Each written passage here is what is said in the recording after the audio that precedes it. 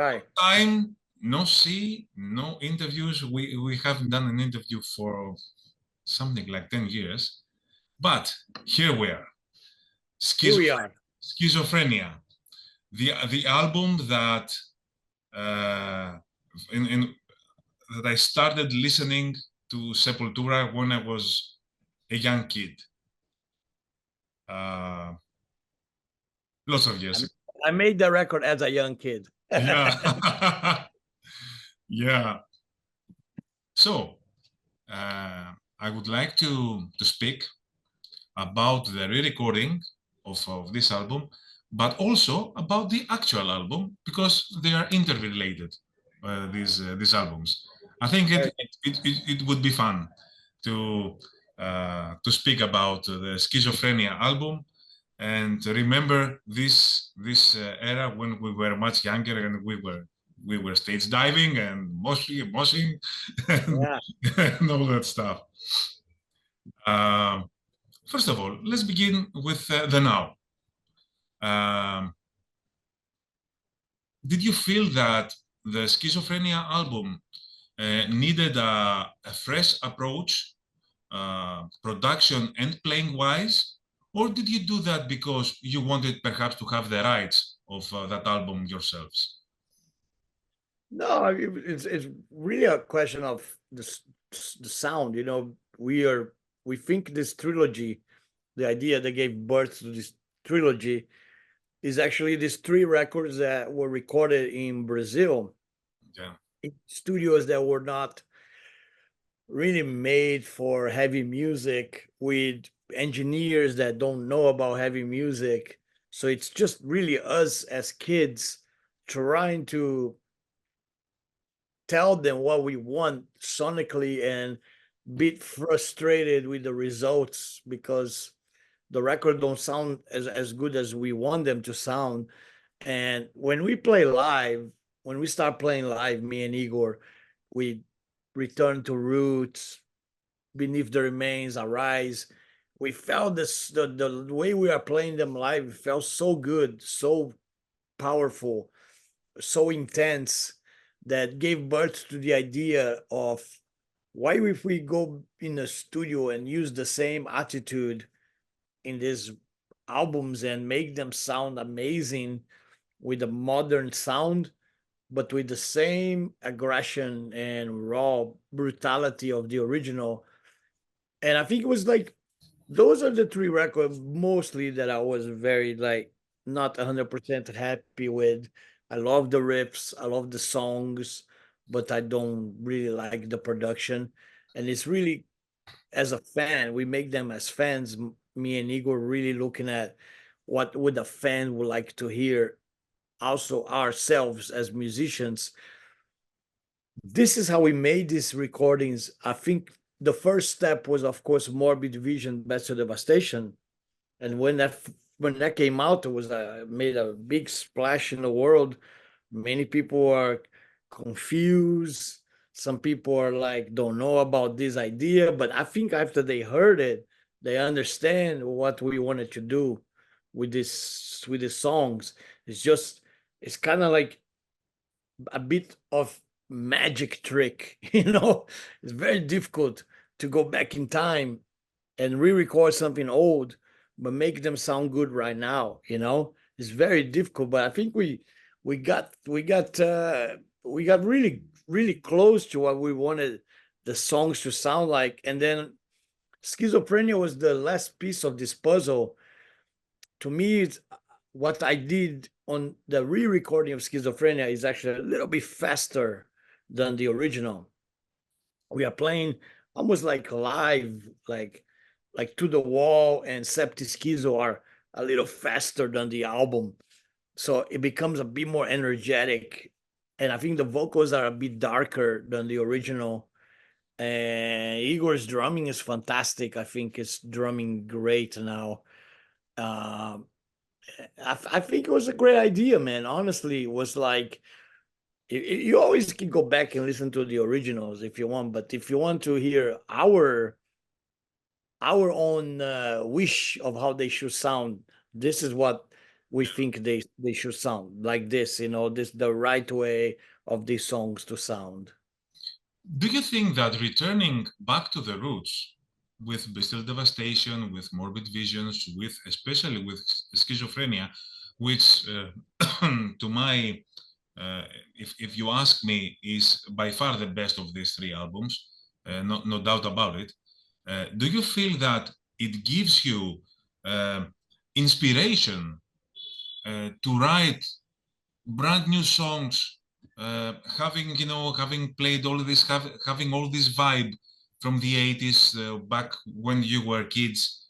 Do you think that it might help you get more inspired for your future endeavors as in your bands, any of your bands? For sure. I think everything was influenced.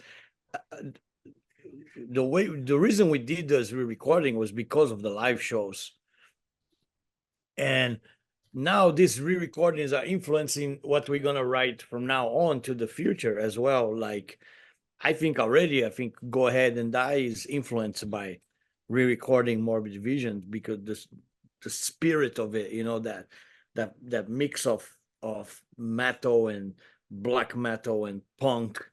You put that together, you have this Go Ahead and Die's album. To me, was like a real return to the roots of Max Cavalera. Was actually the two Go Ahead and Die records are like the closest thing I've done to going back in time. And then of course, yeah, it's great because I think it's on any musician that they have an opportunity to do such a revisit their own material like that. You hope that they be inspired by that on when they create their own new music. So yeah, I am inspired by that. I think the tours is also big inspiration, because when we play this shit live, it's like a bomb goes off. People go nuts. We had a show. We had a show here in LA where it was sold out to 2,000 people. It felt like we are in 1988. I was thinking, this is crazy. This is like all the fans are like leather jacket and battle vest and long hair and bullet belts. I felt like, what's going on? This is not 2023. This is Yeah. 19. This is 1989. Do you play with Yeah, spikes in your hands? yeah, yeah. Okay. So why, Yeah. why why would the others not wear battle vests and things like that? Yeah. One of the cool things about this recreation, uh, these albums, is actually aesthetic as well. We go back in time with bullet belts and spikes, and there's a camaraderie that happens when you're doing those things, because I have to sometimes ask Igor to put my bracelet on, and it's really like you go back as a kid. You're young again, doing the same things you did when you were 15, except now you're 54. So, Yeah, we but we need have not grow up. We not grow up at all. yeah, we need this injection, this youth injection. What about the song Nightmares of Delirium? Is it a completely new song or a song from that era? Yeah, so that one was interesting, because what I did with that was, for 1 week I only listened to Schizophrenia on rotation. Like I was joking. I say I'm high on Schizophrenia right now. And then I sat with my guitar and I just let the riffs come out, inspired by this record. So there is one riff in Nightmares of Delirium, which is the very first riff. That's actually an old riff. I've been playing with this riff since my days of Schizophrenia. We just never put on the album, but I always have these bam bam bam bam bam bam.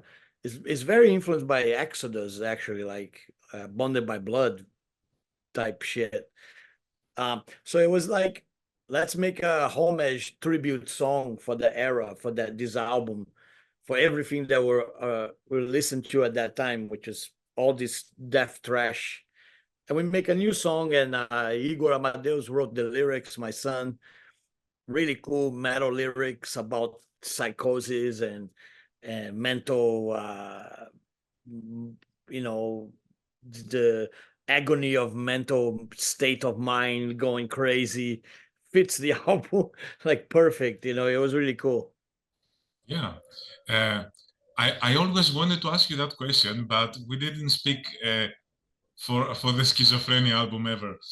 Uh, the the first song of the album, the demo song, was called "The Past Reborns the Storms," which is Yeah, clearly wrong English. You yeah. changed that title with another wrong English title, "From the Past Comes the Storms." Did anyone tell you that it's wrong English? I like that. I like that's wrong. And I think I wish I would have kept the original. Uh, because what I was trying to convey is that uh, the past reborn the storms. The past is what make the storms of right now. You know, it's what happened to you when you're a kid.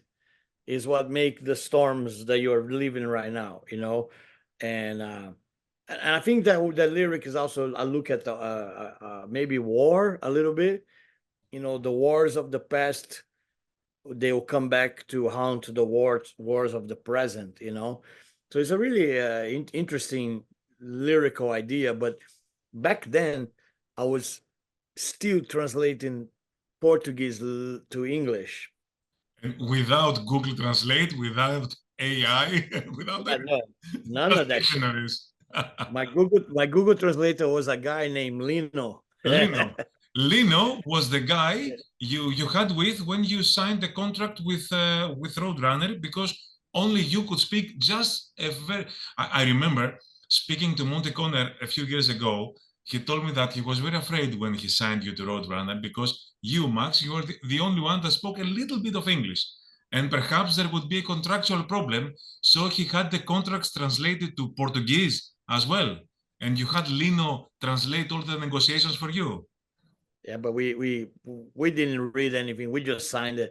I mean, they could have put that they have our soul for eternity, and we would have sold our soul, man. You know, we just wanted to get signed. You know, like one of those desperation kind of moves. You know, we Yeah. just want to do something better than what we have. You know. The original intro of Schizophrenia um, definitely stems from the movie Psycho. Did you Yeah. change it for the obvious trademark issues in your re-recording? Yeah, it's there, but it's camouflage with some Okay. synthesizers because we don't want to get sued by the movie, you know. uh, I would like to have the original of exactly the same, but our producer was like, yeah, I have to camouflage this thing a little bit. Yeah. But what we did was cool was the actual backwards noise. We re-recorded that again Yeah. Hmm. when it says schizophrenia backwards, that's old trick from the original album. We actually did it again, and it's on the new version. There's a lot of things on the new version that we did really exactly how we made the original recording, which like Igor toms, we put the microphone inside the toms, and I remember I was the one that told him that. I said, dude, you should put the microphone inside the tom so you have that pleasure to kill uh Kind tom of vibe. sound. Yeah. Yeah. And they sound like a tube, you know. And I think like I also did some stuff. I really listened to the vocals. I love the vocals on Schizophrenia. I think it's one of my best vocal performance is in Schizophrenia. It's got a little bit of distortion. Is angry. It's a little bit desperate.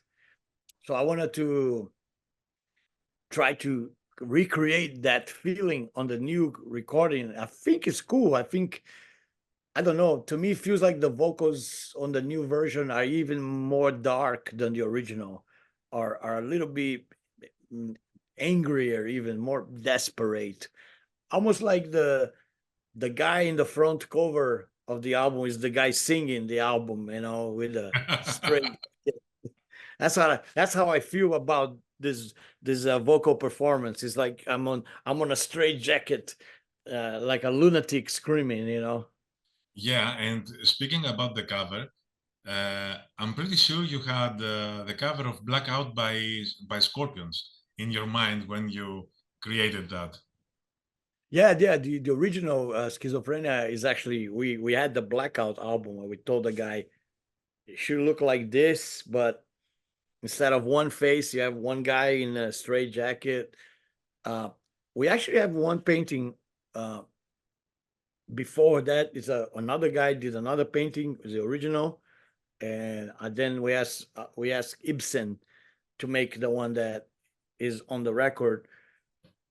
I heard the other day they think there's a girl in the cover. I don't know. I still today I never asked the artist if it's a girl or it's a guy, but I know for sure in the new version is a guy. You know? Well, by Eliran.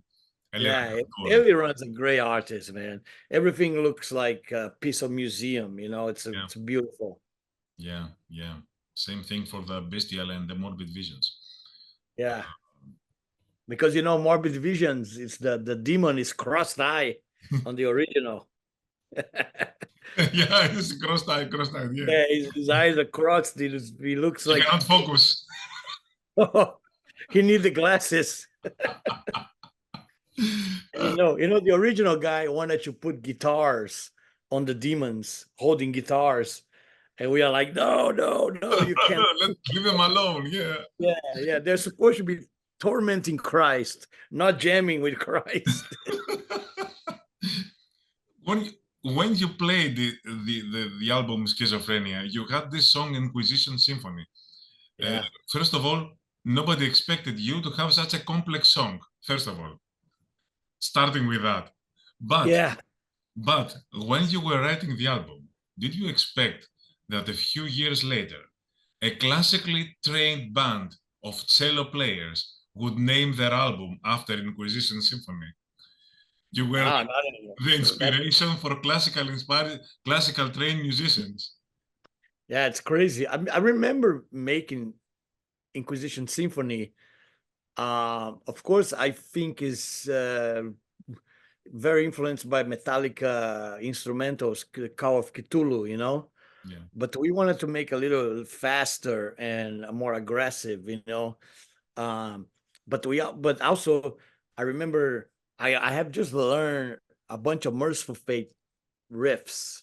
Gyro has just shown me how to play Merciful Fate riffs, and I fell in love with the Merciful Fate. So Inquisition Symphony is like a Merciful Fate song. It's riff after riff after riff. We just keep putting more riffs on top of it, it non-stop, more, more, more. We, we already have 50 riffs. We need 20 more riffs. Uh, Yeah. it just kept going, man. But I did not understand at the time. I understand now. That is cool because definitely has a classic operatic element on this song. There's a. In fact, I would love to re-record just this song with a full orchestra. It would be amazing if we get to do just this song in a with cello and Or just violin. have or just have Apocalyptica. I mean, There you go. they're such fans that they would jump to the opportunity to do. Yeah, maybe we can do that when we have a opportunity to play together. We could Yeah. just play the whole song together. It'd be great. Mhm. Speaking of Gyro, your first guitar player, is it true that he left the band because he was into bands like Poison and Cinderella?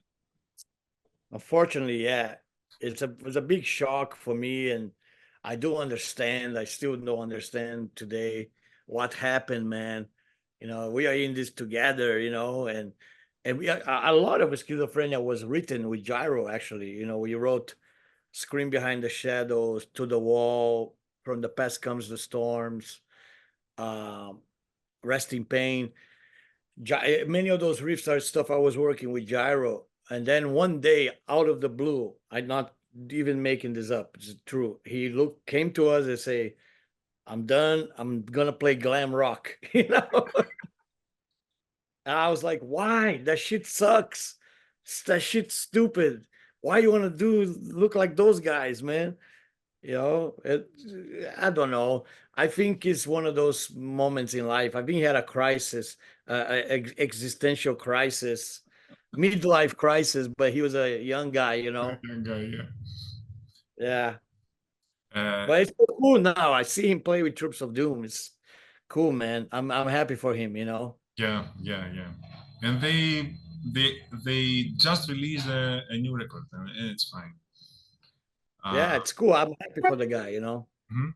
Um, did the album title Schizophrenia have to do with the Italian band Schizo and the demo they had called Total Schizophrenia?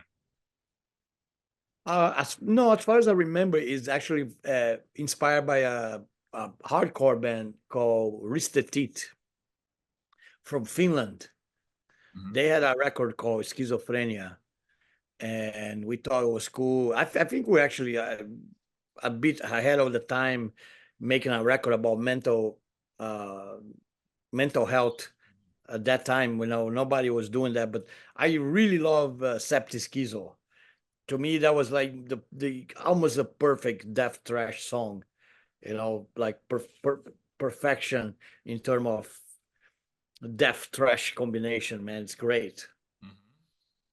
Mhm. Was the song Escape to the Void the reworking of the song Escape into the Mirror that Andreas Kisser had in his previous band called Pestilence? Yeah, it was something like that. I don't exactly remember. I know for sure the lyrics is for sure. Uh, Andreas came with all the whole lyrics. Now I don't like writing lyrics. I never like it. Um, and then when he joined the band, we were always like I say, we already have a lot of stuff, and I was showing him some songs like from the past comes the storms and resting pain, and he has some cool ideas too. I love the instrumental. I know the abyss is like that was a cool like thing he did on his own, and I really like that we are trying to encourage him to do more of that.